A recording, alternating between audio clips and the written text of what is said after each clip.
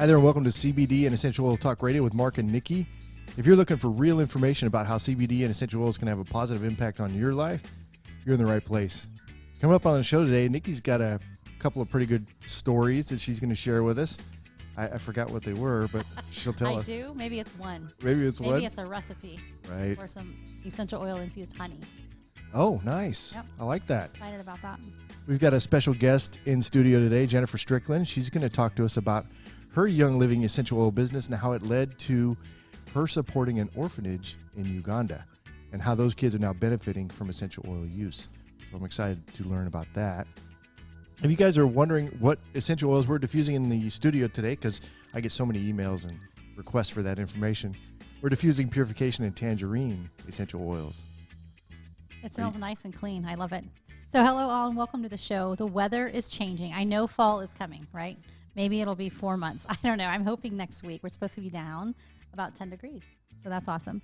Yeah. My recipe today is kind of tailored to the upcoming season. It's essential oil infused honey. Now, I've used honey for as long as I can remember, right? So my first memory of honey is when I was about 5 years old, and my mom gave me a spoonful of honey that she had mixed with lemon juice. It's because I had the croup or I had a cough, and that's what she gave me, and it actually works. And I thought, oh, that tasted good. It wasn't terrible, like old-time Robitussin. Remember that? Yep. Did you ever take it? No, I don't like it. Oh, I don't like disgusting. Yeah. NyQuil so anyway, was my choice. Nitro or NyQuil? NyQuil. Oh, I my like preacher used to call that the preacher's choice of drugs. NyQuil? Isn't that funny? NyQuil, yeah. Put everybody to really sleep. put you to sleep, exactly. Anyway, so honey, essential oil infused honey, right? Sure. What's the point of that? I've heard a lot of people say that if you take a spoonful of local honey every day, it's going to have your allergens that are in your area. So you're actually putting those into your body. You're putting allergens into your body? Right. Which means you're not growing immune to them, but your immune system will actually recognize the allergens that are in the air, and they won't affect you in a negative way. So how big is a spoon? It's like a big serving spoon. Did you see that picture I put up on with did. that big dessert spoon? Yeah. I like that. Funny. Yeah. All right.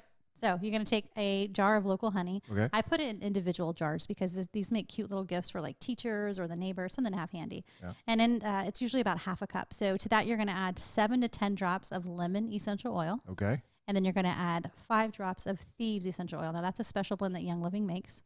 And both of these can really help building your immune system. So you kind of stir that up, and you can take just a spoonful a day. I would suggest a teaspoon, not a tablespoon. Or you can actually put it in chamomile tea, some hot tea. Oh. That's what I've been doing in the evening.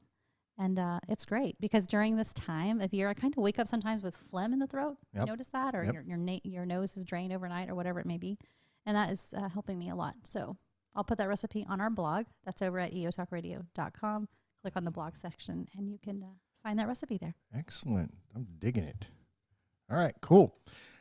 Short commercial break for our sponsor, the San Antonio Empowerment Council. So they have a big event coming up on Saturday, November 2nd here in San Antonio. So if you're going to be in the local area and you want to learn about CBD and essential oils, then you need to go. So they've got a keynote speaker, which is Sherry Ross. She's a Royal Crown Diamond with Young Living Essential Oils.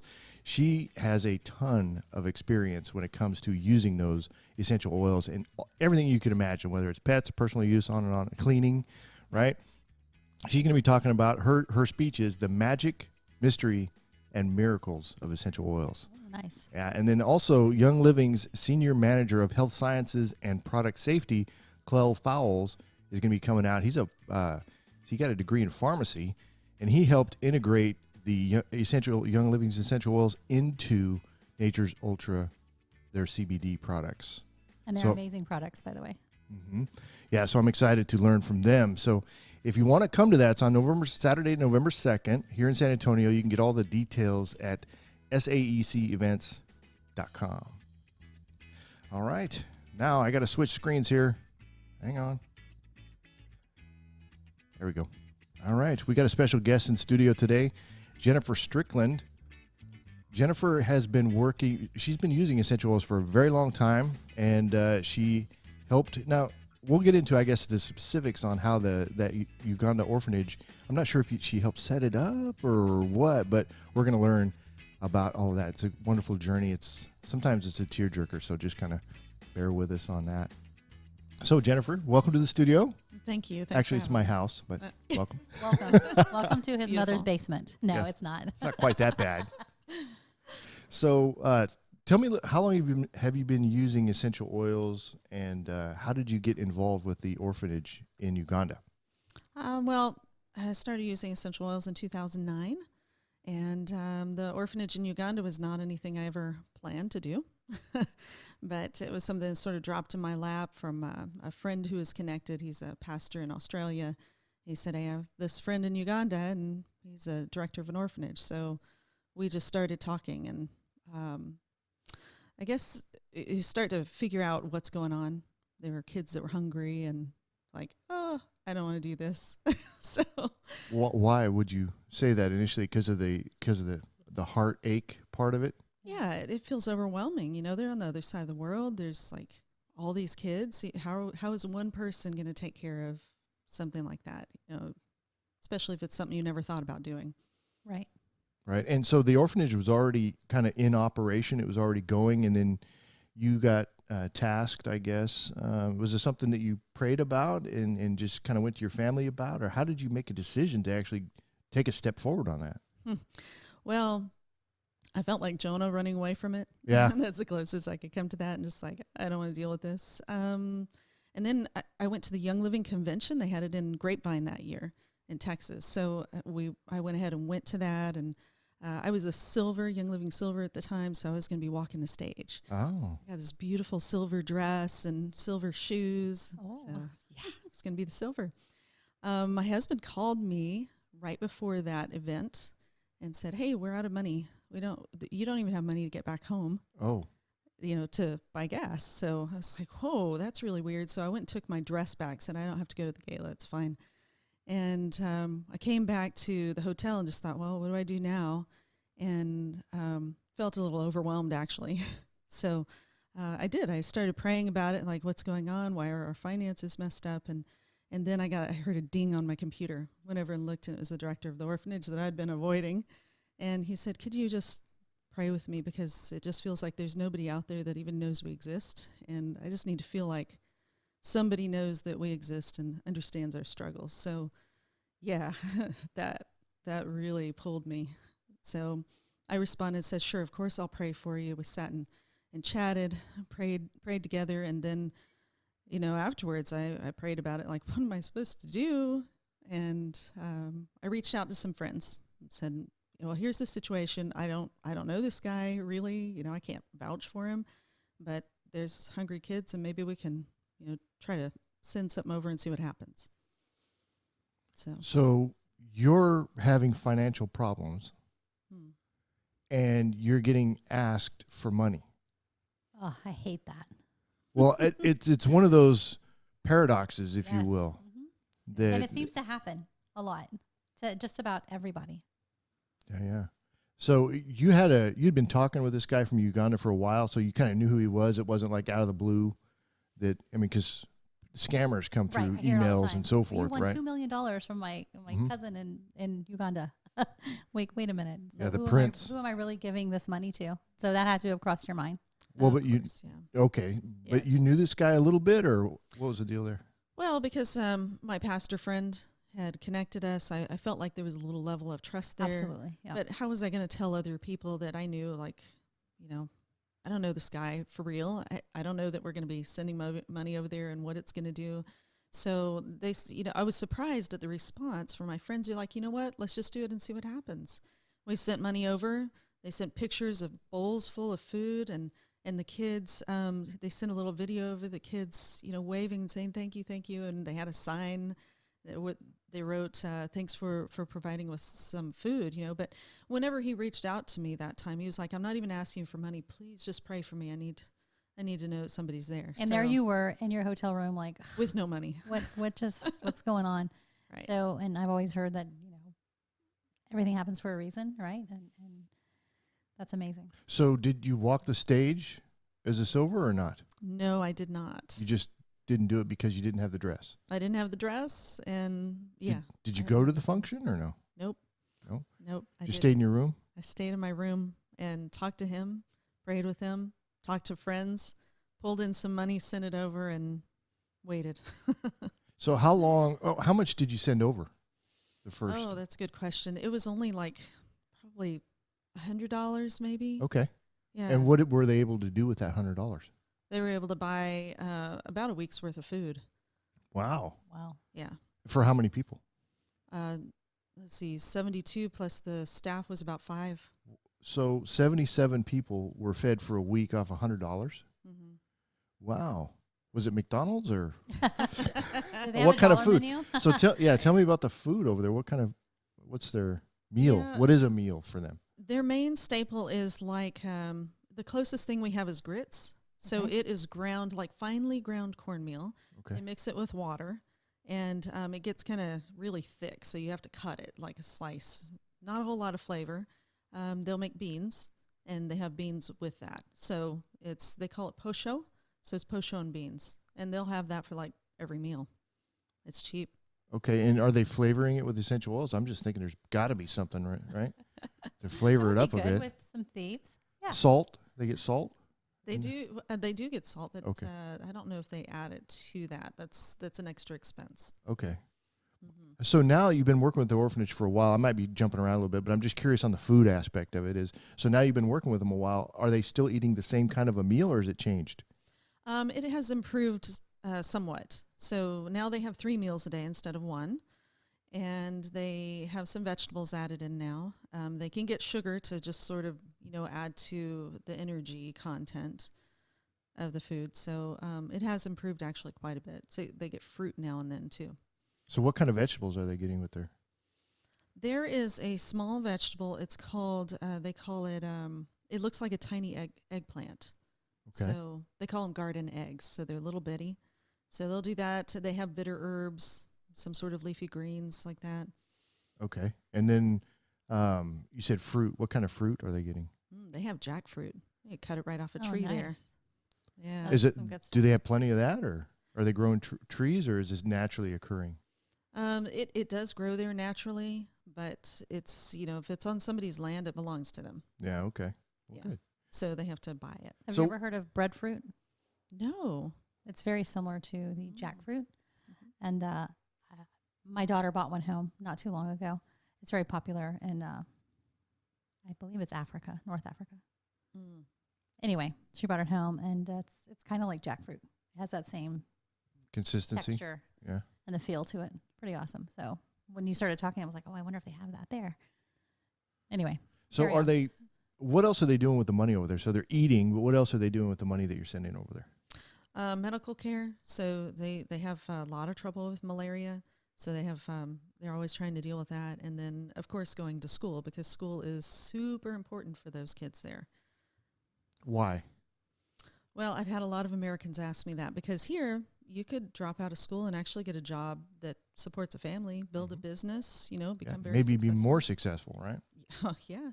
Yeah, but there is such a high demand for jobs that a kid that doesn't go all the way through what would be equivalent to our high school graduation, like a diploma, they can't even get a job as an adult that would pay enough to feed themselves. Oh, okay. So they literally starve to death. So sending money over just to sustain a life is not going to support them in the future. You have to empower them by putting them through an education. Now, are there any cultivation efforts down there? Can they grow anything? I mean, because in my mind, I'm thinking, well, if you don't have opportunity here, you move, right? You go someplace else. And I know that it's not that simple over there. I get that. I mean, I think conceptually I understand that. But so what are they doing to empower themselves in the community that you're supporting? The kids get skill training in between each term, so they learn all kinds of skills, anything they can get. Land is super expensive. We're talking $7,000 for an eighth of an acre plot. Wow. So being able to grow and cultivate, if you don't have land, you don't get to do that. You buy from the people who are able to grow something somewhere. Yep. So as a community, your community you're talking about, do they own any land yet? They only own enough for the orphanage to sit on, pretty much. Okay. Mm-hmm. Is there plans to maybe expand that? I'm thinking self-sustaining that should be the goal, right? Yes. So that it's not a constant need that has to be met, but they're making progress. Is that on your goal sheet, I guess, or? Absolutely, yes. So we are buying, surrounding the orphanage, there are plots of land that are for sale, and we're working towards that. So first you have to sustain, second you have to educate, and third you pull in self-sustaining projects. So you got to keep things going, Sure. and then you add on those things as you go. So yeah, as soon as we are able to buy more land, we'll be able to have a little space to start growing food.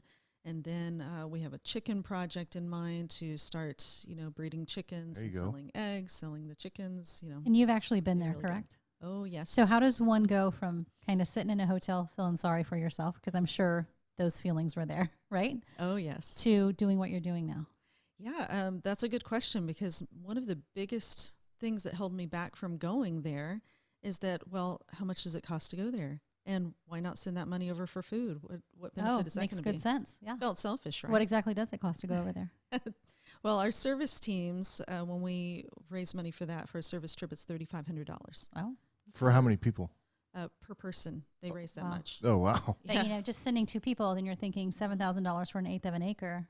Should 2 of us go to Uganda, or should we just buy them a eighth of an acre? Well, it depends on land? what needs to be done, right? I mean, Yeah. leadership obviously is important to that, and making a human connection to what's going on helps drive that passion. It helps fuel the operation, right? Yeah, absolutely. We've got to be there twice a week just to maintain the ministry, take pictures, get a full understanding of the needs. Twice a year, you mean, right? Twice a year, yes. Yeah, okay. Yes. You said twice a week. I'm like, whoa. dang, girl. What's your budget? 70 million. You're on the wrong show. You should be on Rush Limbaugh or something. Yeah, Just or gonna you want to move buy a over. house show. Yeah, really. Yeah, so getting over there was really interesting, and I was like, absolutely not. And then the Young Living Foundation sent out a notice that they were going to be going to Uganda. I thought, okay, well, let's just apply and see what happens. Well, I got pulled. My name got pulled, so I thought, okay, great. And then they said it was going to cost $3,500. Oh, and I needed that like a month. So there you go, prayer again, right? Like, okay, God, if you want me to go, then you'll supply the money. And he did. And then when he did, in 1 month, he supplied that money. Wow. And then I was like, oh no, I'm going to Africa. That was He scary. called your bluff. Yes, Called you Like, all bluff. right. sure did. So we've been going twice a year ever since. And how long has this been? 5 years? Oh, Almost 4. It was before, right? 2015 was that. we started in 2015, but I didn't go until 2017. Okay. Yeah. So are you doing this by yourself, or do you have some help here locally? I do have some help. My good friend Wendy Clayton Yeah. jumped on board. She saw what I was doing pretty early on. She was one of the first people to help, and she said, "Hey, let's do this together." And we've been doing it all ever since. Awesome. And so are you getting any help from Young Living on that, or is this like a totally separate operation? Yeah, that's a good question, because it is totally separate. The Young Living Foundation has assisted by just, giving me ideas and just encouragement. And they've also matched several donations of Young Living products. So that really helped us a lot, so we could use those products at the orphanage. So let's talk about that a little bit. So what types of Young Living products I'm thinking essential oils, but there's probably bigger than that. So what is being used at the orphanage that would be an essential oil or a Young Living product? Yeah, we actually do use essential oils mostly. So their favorites are peppermint, and they love peppermint for just cooling the body down. Oh, yes. And they use that a lot. And energy helps them with some energy whenever things are getting a little bit slowed down, Okay. They also love to use digize, which actually smells good to them. Oh, nice. Surprise. And different herbs are used there, Yeah. and so they smell that like, this doesn't smell bad.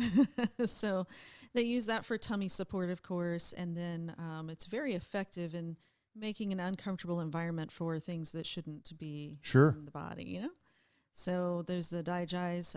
They use thieves just for immune support. They use tea tree, on their heads and on their feet, places that kind of tend to collect things that shouldn't be The there. bugs. Yeah.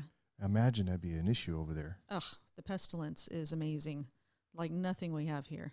Yeah. It's such a problem to tackle. So you mentioned malaria at some point. How does someone get malaria? Okay, malaria is a parasite that is carried through mosquitoes. Mosquitoes. Okay, that's what I thought. Yes, a certain breed of mosquitoes. So these mosquitoes, they carry it. So then whenever they bite you, they inject you with the malaria. And then they'll go from kid to kid to kid, right? That's why we have mosquito nets on their beds. But they're outside all the time. Yeah.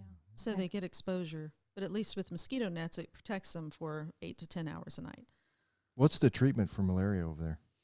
It depends on the strain of malaria. Okay. So there is one strain can be treated with tablets that they take. So we keep those at the orphanage, and whenever they think they have malaria, they'll go ahead and start giving them tablets. If that doesn't work and they start vomiting and fever and, even blacking out sometimes, then they take them to the hospital, get tested, and they'll put them on an IV. And that IV, they can last anywhere from like 2 days to a week, depending on how bad they have it. Wow. That sounds expensive. Yeah, it is expensive. Yeah. So there are some organizations that can get the care for that for less, but we have to deal with the local hospitals, and it can cost like $100 per kid Okay. to get the treatment. So that can be really difficult on our budget. Have you had any kids at the orphanage pass away from malaria? We have not since I've been working with them. Good deal. But we do have one kid in the hospital right now that has cerebral malaria, which is potentially fatal. So, How's he being treated for that? IV. We haven't had any kids that had that manifestation, but I think it's one of the same strains, and they just get treated through medication and IV, and he'll be there for a while. They got a month of medication for him. Wow. Yeah. So And what are the needs at the orphanage now? What kind of stuff do you guys need over there? We just need sponsors. Sponsors are the best thing to keep us floating because it provides us with a monthly support. And we are providing them with 3 meals a day now, medical care and clothing. So they're doing pretty well with the basics, but we do need to keep them educated and keep them going to school. So there's some interesting things about the school there. If they show up a day or two late, they get spanked for it. So remember, we used to have corporal punishment here in our schools, right? How do you show up a day or two late to school? You don't have the money to go if you don't pay the school fees. So then is you this don't like get to go. something that I guess is something they travel to and they stay for a long period of time? Because I'm thinking if I'm 15 minutes late, I got a problem. But you're talking about a whole day or two. How do they get to and from, and do they stay there, or what's the school setup? The school, the orphanage is in the town where they have the school, so they can walk to the school. Okay. They mostly walk to school. So if they're a day or two late, the reason is because we haven't had the funds to pay for the school fees, and they Okay. can't go. So they haven't started schooling yet. Right. Well, And they get spanked for that? yes, they do. They do. How about you just take the year off? No, I guess you wouldn't do that because obviously schooling is very important. And you're over there. talking spank like a wooden, Yeah, they have like old school. You know, Mark, what I'm talking about? Sure, I do. Did you ever get spanked in school? Yeah. I did No, too. no, actually I didn't. I But I one. got spanked I out got of one school. lick, Yeah. one time. That was it. That's all it took. Yeah, it's rough. So they have to open their hands, and they hit the hands, Whoa. or Oh. they on the backside, with they call them caning also. Oh my So gosh. this just sounds kind of brutal, right? Because they didn't pay on time. That's I mean, that's basically it. Right? That's why Basically they it. wouldn't be there, because they didn't have the money for it. right. So Wow. public schools there do cost money. How much? What is it, per year, semester, a week? Yeah, we pay per term. Okay. So there's 3 terms in a school year. Their school starts early February, late January, depending on the school. And then they have about almost a month term breaks in between. And it's So- just year round? Mm-hmm. What does a term cost?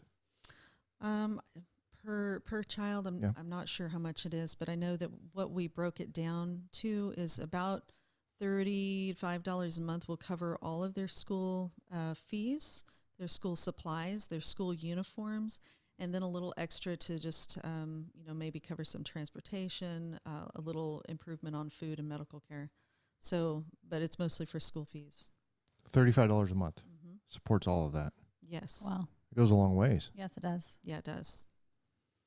So, all right. So if people want to contribute, what's the best way for them to do that? We have a website. Okay. You can go to the website. It is Support UOCC USA. Is that what it is? Support UOCC.org. Yeah, we just set that one up. We were Oh, nice. rebuilt the website. UOCC.org. Yeah, so That's there's easy. supportuocc.org. Gotcha. There you go. Yeah. So Supportuocc.org. mhm. Okay. And they can go click on sponsor a child, And then there are some options there to do different types of sponsorship. And so one of them would be their school, and that would really help us through. We actually have, our kids have not been to school this week, and it's already a couple weeks into the term because we haven't paid the rest of the fees. So it's...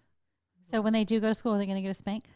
Yeah, they will. Oh. They will. I know it makes us feel terrible, but we just, we do what we can. Do what you can. Yeah. Exactly right. Yep. And they're so brave. Yeah. They are. So what, if somebody contributes, how do they, is there any kind of, do they get to see the child? Do they get to picture? Do they get letters? Tell me what happens. Yeah, so every sponsor will get a profile form for the child that they are sponsoring.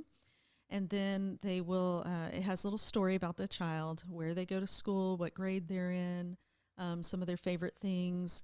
And then they also get to communicate with them through email. Now, we're limited on email communication on that side. They usually receive them okay, but we're limited on staff. We have one computer. So getting an email back to the sponsor can be a little bit difficult sometimes, but we go twice a year. We can bring things to them, bring letters to them. We bring letters back from them, and we do video chats. So that is one of the most exciting things. Get to see them and hear them.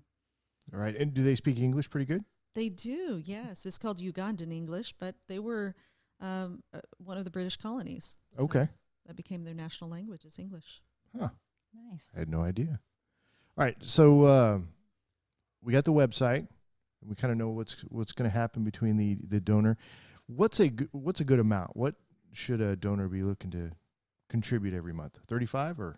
35 a month goes a long way for us, yes. Okay. So that's the best, and it's usually most affordable for Americans to say, well, a little over $1 a day. Sure. Can do that. Yep. And it's a tax write-off? You guys are a nonprofit? Yes, it is. Okay. Mm-hmm. Outstanding. All right, so what did I miss? Anything else folks should know? I think that pretty much covers it. We covered all the Young Living aspects of it. Yeah, right? yeah. Essential oils. Tea tree, peppermint. Mm-hmm. And what about people there in Uganda Thieves. making things to sell? I know you brought back some things today. Oh, yes. That people sell items there, right? That you can bring back do. and you sell them, and that's how you raise money for that specific orphanage. Oh, yes. You got goodies. As a matter of fact, I have some gifts for you. Oh, nice. Sweet. So one of these is, this is a bracelet that's made of moringa seed and watermelon seed. The kids made this so they could send it back with us to sell to help them cover their own expenses to some extent. That really empowers them. So is this for you, Nikki? And then we have another bracelet we picked up in Uganda made out of leather. And this is probably cow bone right here. Okay. This one looked more manly for you. It does. It's beautiful. Everything we Wow. bring back supports a family, helps them put food on the table. So That's very nice. Thank you so much. I appreciate that. You're very welcome. And is that like a customary thing that children learn to make items and sell to support families? Yeah, if possible, if they have somebody to train them in skills. So we try to get them trained in as many skills as possible. We had welding this last term break. Oh, wow. How interesting. exciting. Well, that's very nice. Thank you for thinking of me. You're welcome. Can people also make like a one-time donation, or does it have to be a? Oh, they yeah, can just they can click and put whatever they want in and go. Yes. So whenever they go to, there's a donate button. They can go there, put in an amount that they want to, and there is a little checkbox that says, make this recurring. They don't have to check that. They Gotcha. can just send that one I'm amount. thinking we should do that. Our show should $35 up for get a I kid. like it. Yeah, I like that. yeah, I think we should definitely do that. All right, awesome. All right, well, thanks, Jennifer, Thank for you so sharing much. with us. Yeah, It's thanks so for important that having people me. know about that. I remember the first time I heard a story, I was like, Yes. trying not to understand that. choke up so much. But all right, we're gonna wrap up here. Just trying to switch my screens out here. Sorry, I always get stuck there. One more commercial before as we go out. If you're interested in learning about using CBD and essential oils for yourself, your family, or your pets, and quality matters to you, you need to check out Young Living Essential Oils and Young Living's Nature's Ultra CBD products. Young Living has been producing the very best plant oils for over 25 years, and they have their own farms that adhere to organic and sustainable practices that have set the industry standards for decades. To learn more about CBD and essential oils for your family, connect with Mark or Nikki at eotalkradio.com. We'll make sure you get the best information you need to start your journey into an essential oil and CBD infused lifestyle. And if you'd like to get a short educational CBD class sent directly to your phone right now, text the word CBD to 210-460-7704. For those of you who want to learn about essential oils, text Oils 101 to 210-460-7704. Again, the number to text is for either class is 210-460-7704. Text either CBD or Oils 101, depending on what you want to learn. All that information can be found in the podcast details below. All right, as we wrap up, a quick reminder to check out our latest podcast on all the usual podcast platforms. Be sure you're following us on Facebook, Instagram, and YouTube, where we post videos of the show. There's links to everything you need to know in the details below. All right. Have a great day, guys. We did bad on time, right? We went really long. We did wonderful. You did good? I enjoyed it. All right. Awesome. All right, well, we'll see you on the next one. You guys take care. Bye.